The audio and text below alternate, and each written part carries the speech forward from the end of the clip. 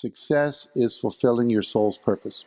So you could come here and live in an A-frame home in the middle of the woods in Massachusetts and write poetry. And if that's what you were meant to do and you did that, and maybe only 35 people ever read it, you would have fulfilled your purpose. And so it's doing that thing. And I think the way to understand what that is, I do 3 different techniques I help people understand their purpose with. One is I'll take them on a visualization. They go up a mountain, they go into a temple, and this angel comes down, the guardian angel, and gives them a gift, and that gift represents their life purpose. And I would say 80% of the people I do that with get a gift, and they're blown away by it.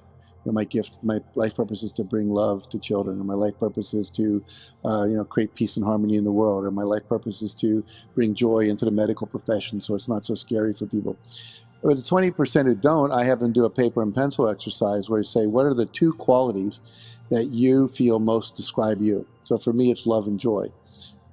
And then I said, what are the 2 ways you most love expressing those? And for me, it's inspiring people through stories and empowering people through the seminars I do where I teach them tools to become more successful. And then we ask, describe the world as if it were perfect according to you right now. And there's a kind of a trick in this question, because whatever it is that you describe as the perfect world, part of your purpose is to help create that. So someone will say, well, everyone's living ecologically sustainable lives. So then what are you going to do to help bring that about? Well, you're going to use these 2 qualities that you have and express them through these ways you like to express them to create an ecologically sustainable world.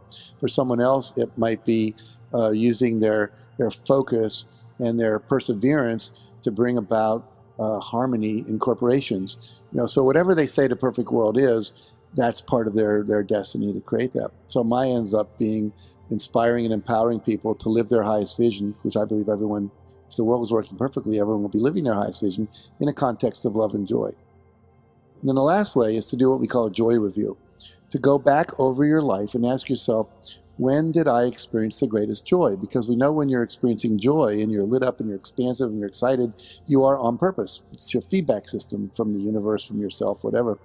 And I had a woman, I wrote about her in my book, The Success Principles, called Julie Lapley. And she was 26 when I met her.